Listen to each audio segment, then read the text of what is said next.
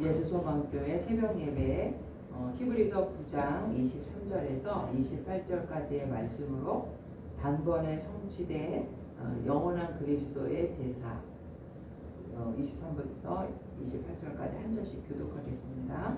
그러므로 하늘에 있는 것들의 모형은 이런 것들로서 정결하게 할 필요가 있었으나 하늘에 있는 그것들은 이런 것들보다는 더 좋은 제물로 할지니라.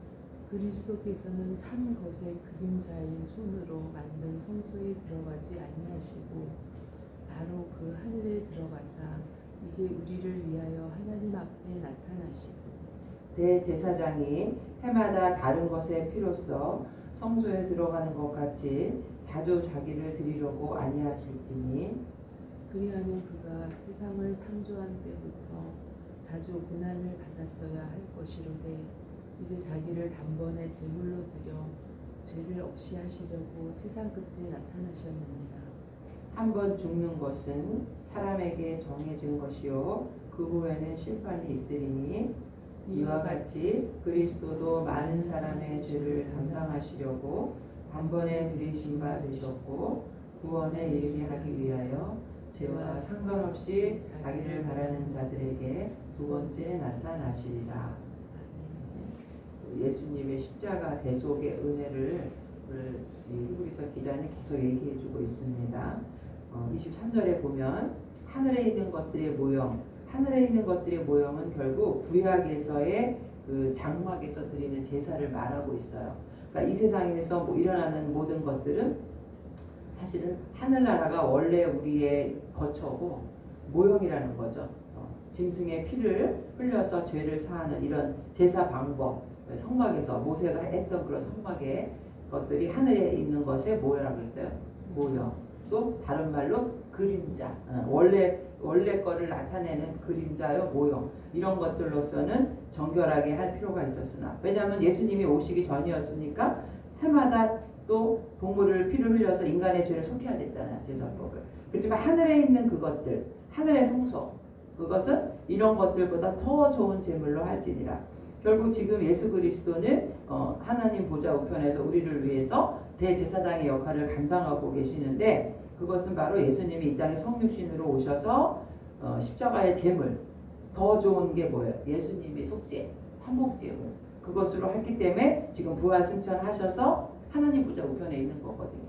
하늘에 있는 하늘에 있는 모형, 이 구약의 성막은 계속해서 그렇게 정결하게 할 필요가 있었지만 짐승의 피를 계속 잡아야 그렇게 했지만 그래도 완전히 인간의 죄를 속할 수는 없었어요. 그때 뿐이었지만 하늘에 있는 그것들은 결국 성소, 하늘의 성소에서 우리가 들어갈 수 있었던 거는 뭐 때문이었냐면 예수 그리스도 보혈의 피, 그것 때문에 지금 부활 승천하신 하나님께서는 결국 여기서 우리가 하늘의 성소가 정결하고 하나님 계시는 곳인데 왜 정결하게 할 필요가 있었을까 이런 의문을 우리가 가질 수 있는데 결국 거기는 누가 들어가는 곳이냐면 성도들이 들어가는 하늘의 천국이거든요. 그렇기 때문에 결국 우리는 항상 우리 인간의 이 죄성은 뭐로만 정결하게 될 수 있냐면 예수 그리스도 보혈의 피로만 그래서 정결하게 되어야 된다. 이런 의미로 아키나스라는 신학자는 설명을 하고 있어요. 그 다음에 24절에 그리스도께서는 참것의 그림자인 손으로 만든 성소에 들어가지 아니하시고 바로 그 하늘에 들어가사 이제 우리를 위하여 하나님 앞에 나타나시고 참것의 그림자인 손으로 만든 성소, 이 땅의 구약의 그 제사장들이 했던 그런 그 제사 지내는 거죠. 그거를 말하고 있지만 하나님 앞에 나타났다는 것은 결국 예수님이 이 땅에서 성육신으로 오셔서 그 십자가의 사역을 다 완수하시고 어디에 올라가셨다는 거예요. 하나님 나라 부활 승천하셔서 그 옳은 거를 하나님 앞에 나타나셨다. 결국 올라가셨다. 지금도 우편에서 우리를 위해 기도하고 계신다. 25절에 대제사장이 해마다 다른 것에 피로써 성소에 들어가는 것 같이 자주 자기를 드리려고 아니하실지. 구약에서는 매일 제사를 드리고 또 1년에 한 번씩 그 지성소는 1년에 한 번만 들어가거든요. 그러니까 제사장이 들어가는 것이 아니라 대제사장이 7월 10일 속죄일, 대속죄일에 거기 들어가서 자기의 죄를 위해서 피를 한번 뿌리고 또 백성들의 죄를 가지고 속죄하고 계속 해마다 이게 일어나는 거죠. 근데 하늘의 성소에서 자주 들어가는 것 같이 하지 않았다. 결국 예수 그리스도가 만약에 그 구약에서는 그렇게 자신의 다른 것의 피라는 게 바로 짐승의 피거든요. 다른 것의 피로서 그렇게 했지만은 예수님은 인간의 죄를 속량하기 위해서 자기의 피를 바쳤기 때문에 자주 들어가는 게 아니라 한 번에 해결했다는 거예요. 한 번에 십자가에 돌아가셔서 우리의 죄를 한 번에 해결하셨기 때문에 자주 자기를 드리려고 하지 않았다는 거죠. 한 번으로 끝났다는 거예요. 만약에 예수님 그렇게 자기 자신을 한목제물로 바치고 그렇게 하지 않았다면은 계속해서 지금도 그 행위를 반복을 해야 되는 거예요. 그러나 예수님의 십자가의 사역은 단번에 돌아가셨기 때문에 구약의 제사장들이 해마다 속죄 제사를 드린 것처럼 계속 그렇게 자주 십자가에 달려서 대속의 죽음을 당할 필요가 없었다는 것을 자주 자기를 드리려고 아니하실지니 이렇게 말을 하고 있는 26절에 그리하면이라는 것 그리스도가 단번에 그 대속의 사역을 성취하지 못했다면 그러니까 단번에 제사가 우리의 죄를 속겠다라는 걸 설명하기 위해서 이렇게 또 다시 반어법을 또 설명하는 거예요. 그가 세상을 창조한 때부터 자주 고난을 받았어야 할 것이로되 이제 자기를 단번에 제물로 드려 죄를 없이 하시려고 세상 끝에 나타나셨느니라. 단번에 제물로 드려 죄를 없이 하려고 세상 끝이라는 거는 이제 초림을 말해요. 예수님이 이 땅에 성육신으로 오셨다는 거예요. 왜? 인간의 죄를 단번에 해결하기 위해서. 안 그러면은 예수님의 십자가의 그 단번에 그 사역이 없었다면은 계속해서 이 땅에서도 그 효력이 없었다면 죄에 대한 대속의 사역을 예수님이 계속 하셔야 돼요. 죄가 만약에 해결되지 못하면. 근데 하나님이 친히 오셨기 때문에 그거를 단번에 해결했기 때문에 그럴 이제 우리는 구원을 받았다는 거예요. 죄의 문제가 완전히 해결했다는 거예요. 그래서 세상 끝에 나타나셨다는 것은 단번에 제물로 드리기 위해서 성육신으로 오셔서 인간의 죄를 한 번에 해결하시고 구원의 사역을 이루기 위해서 초림하셨다. 세상 끝에 나타나셨다. 그래서 요한복음 1장 9절에도 참빛 그 세상에 와서 각 사람에게 비추는 빛이 있었나. 그러니까 구약의 제사가 동물의 피를 잡아서 드리는 것은 그때그때 인간의 죄를 그냥 씻는 역할을 했지만 인간의 양심, 근본적인 이 아담과 하와에게 있었던 내려왔던 유전된 인간의 죄성을 해결할 수 없었다는 거예요. 그거는 오직 하나님만이 해결할 수 있다라고. 자기의 몸으로 계속해서 구약에서 제사를 드리고 나서 또 집에 가서 또 죄짓고 또 그 다음날 또 동물 잡아서 또 드리고 또 죄짓고 이게 안 되는 거예요. 인간의 죄를 온전히 속량하기 위해서 하나님의 방법은 자기가 십자가에서 죽는 거였어요. 인간에게 속죄의 사역을 하기 위해서 하나님이 인간의 모습으로 예수 그리스도로 육신의 성육신 인간의 모습으로 오실 수밖에 없었다. 그래서 누구든지 이제는 제사를 드리고 동물을 잡아서 피를 흘리고 그게 아니죠. 누구를 믿기만 하면 예수님의 십자가 보혈의 공로를 믿기만 하면 하나님 앞에서 너는 죄인이 아니야 이렇게 인정을 받게 되는 거죠. 주님의 속죄 사역 때문에 더 이상 제사가 필요 없는 거예요. 믿기만 하면 되는 거죠. 27절에 한 번 죽는 것은 사람에게 정해진 것이요 그 외에는 심판이 있다. 왜 사람이 죽어야 됐을까? 로마서에서 죄의 싹은 사망이요 하나님의 은사 하나님의 선물은 예수 그리스도 안에 있는 영생이니라. 하나님이 선악과를 따먹은 아담과 하와에게 창세기 2장 17절에 뭐라 그러냐면 선악을 알게 하는 나무의 열매는 먹지 말라. 내가 먹는 날에는 반드시 죽으리라. 죽음을 선포하셨어요. 불순종했기 때문에. 그래서 모든 인간에게는 육적인 이런 죽음이 오게 형벌이 주어진 거죠. 그래서 로마서 5장 12절에 그러므로 한 사람으로 말미암아 죄가 세상에 들어오고 죄로 말미암아 사망이 들어왔나니 모든 사람이 죄를 지었으므로 뭐가 이르렀다? 사망이 모든 사람에게 이르렀느니라. 그래서 인간에게는 심판이 있는 거예요. 근데 사람이 죽는 걸로 끝나는 게 아니에요. 보통 사람들이 죽으면 다 인생 문제 해결이야. 끝이야. 그게 아니죠. 뭐가 있다 했어요? 심판이 있는 거죠. 육체적인 죽음으로만 끝나면 모든 게 다 끝나겠죠. 그러나 죄를 지었던 사람, 죄를 안 지었던 사람 다 죽어요. 아담과 하와의 죄성 때문에. 근데 장차 예수님이 재림하실 때 예수를 믿는 사람이나 안 믿는 사람이나 다 누구 앞에 나와요? 하나님의 심판대 앞에 나와서 다시 또 심판을 받게 되는 거죠. 그러나 믿는 자에게는 심판이 아니에요. 믿는 자에게는 상급이에요. 그래서 계시록 20장의 12절에 또 내가 보니 죽은 자들이 큰 자나 작은 자나 그 보좌 앞에 서 있는데 책들이 펴 있고 또 다른 책이 펴졌으니 곧 생명책이라. 죽은 자들이 자기 행위를 따라 책들에 기록된 대로 뭘 받아요? 심판을 받으니 바다가 그 가운데서 죽은 자들을 내주고 또 사망과 음부도 그 가운데서 죽은 자들을 내주매 각 사람이 자기의 행위대로 심판을 받고 사망과 음부도 불못에 던져지니 이것은 둘째 사망 곧 불못이라. 우리에게는 둘째 사망이 있다라는 거예요. 15절 누구든지 생명책에 기록되지 못한 자는 불못에 던져지리라. 하나님 나라의 생명책에 구원받는 자들의 이름이 다 적혀 있다는 거예요. 죽음은 끝이 아니라 반드시 심판이 있다. 그러나 우리 예수님을 믿는 자들에게는 이미 이 땅에 있을 때 예수님을 믿음으로 죄사함을 받았어요. 그래서 우리에게는 영생이 있기 때문에 주님 앞에 가서 어떻게 살았는지에 대한 상급을 받는 거죠.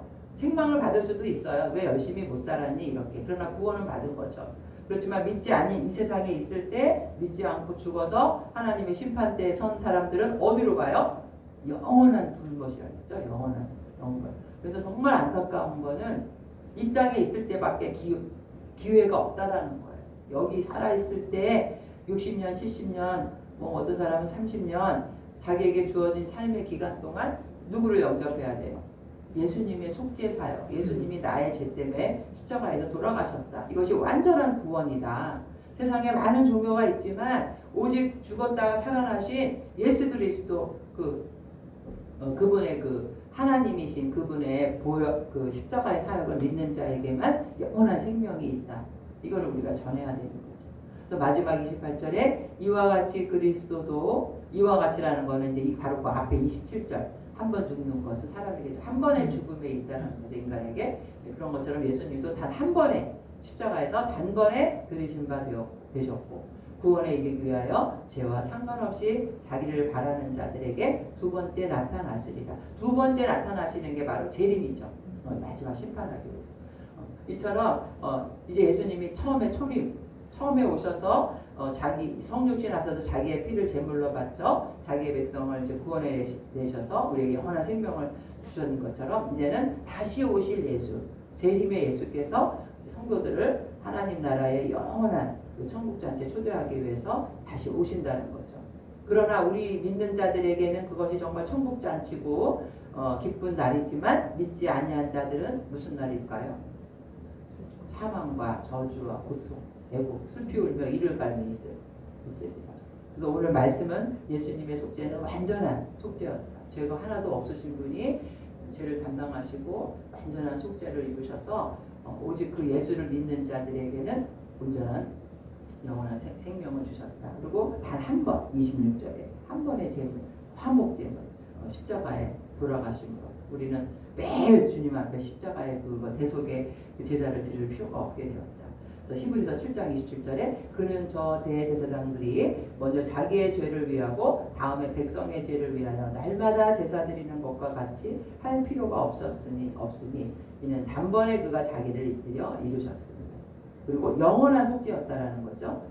예수님의 속죄는 지금도 하나님 나라 보좌 우편에서 영원히 우리가 주님 앞에 갈 때까지 기도하고 계시는 인간의 대제사장들이 드리는 매일같이 드려야 돼도 또 효력이 없는 동물의 피의 제사가 아니라 영원히 살아계시는 예수님, 우리도 영원한 생명을 주신 그런 속죄 제사였다.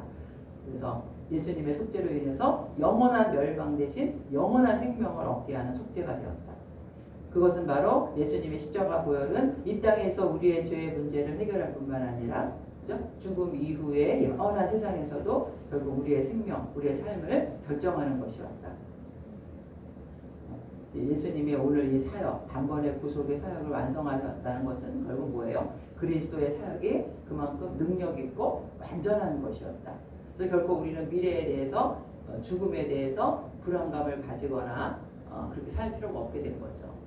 우리가 이제 예수님의 보혈의 피의 속죄의 제사가 이렇게 완벽한 것이고 영원한 것이었기 때문에 우리는 이 땅에 발을 딛고 살아가지만은 하늘나라의 본향의 천국 시민으로 빌립보서 3장 14절 표대를 향하여 그리스도 예수 안에서 하나님이 위에서 부르신 부름의 상을 위하여 달려가노라.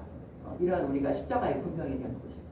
사도행전 4장 12절에도 다른 이로서는 구원을 받을 수 없나니 천하 사람 중에 구원을 받을 만한 다른 이름을 우리에게 주신 일이 없음이라 하였더라. 또 우리가 이런 말씀 사도행전 4장 12절 같은 말씀은 암송을 꼭 해야 돼요. 세상 사람들이 다른 종교인들이 와서 아유 구원을 받으셔야죠. 뭐 이렇게 뭐 여러 가지 종교 이름을 대면은 딱 이 말씀을 외워가지고 아이고 다른 이로서는 구원을 받을 수 없어요. 천하 사람 중에 구원을 받을 만한 다른 이름을 우리에게 주시니 오직 내가 길이요 진리요 생명이니 나로 말미암지 않고는 아버지께로 올 자가 없다. 요한복음 8장 32절은 진리를 알지니 진리가 너희를 자유롭게 하리라. 그 말씀이었고 그 길이요 진리요 생명이 이 말씀은 요한복음에 있어요. 근데 하여튼 우리가 이 말씀을 통해서 이 악한 영적인 이런 분별력을 우리가 바로 깨달아야 되고 말씀을 암송하고 있어야 그것이 우리의 능력이 되는 거죠. 오늘 이 예수님의 이 속죄의 사역을 통해서 우리는 죽음에 대해서 불안한 생각을 갖는 것이 아니라 항상 평안한 그런 마음으로 주님 안에서 영원한 생명을 누리는 하나님의 귀한 자녀가 된 것을 감사하고 하나님께 영광 돌리는 그런 삶을 살아야 될 줄로 믿습니다. 사랑의 하나님, 단번에 이루신 예수 그리스도 속죄의 사역은 우리에게 영원한 또 이런 구원의 사역이 되었고 주님께서 우리를 위해서 십자가의 그 고난을 받지 않으셨다면은 우리는 아직도 날마다 주님 앞에 동물을 잡아서 피를 제사를 드릴 수밖에 없는 그러한 자들이었을 텐데 하나님의 아들 예수 그리스도의 속죄 보혈의 피로써 우리를 완전하게 구원하여 주신 것 정말 감사를 드립니다. 이 땅에 그 어느 종교 어느 것도 우리의 생명을 구원할 수 있는 것이 없지만 오직 예수님의 십자가 보혈의 피 능력만이 우리를 구원해 주셨다는 것을 깨닫게 해주시니 감사합니다. 아직도 하나님을 찾지 못하고 진리를 알지 못하는 불쌍하고 어리석은 영혼들이 많지만 그들을 위해 중보하며 우리가 다 주님 재림하실 때 천국의 잔치를 함께 누릴 수 있는 자 되게 하여 주시옵소서. 감사드리며 예수님의 이름으로 기도합니다. 아멘.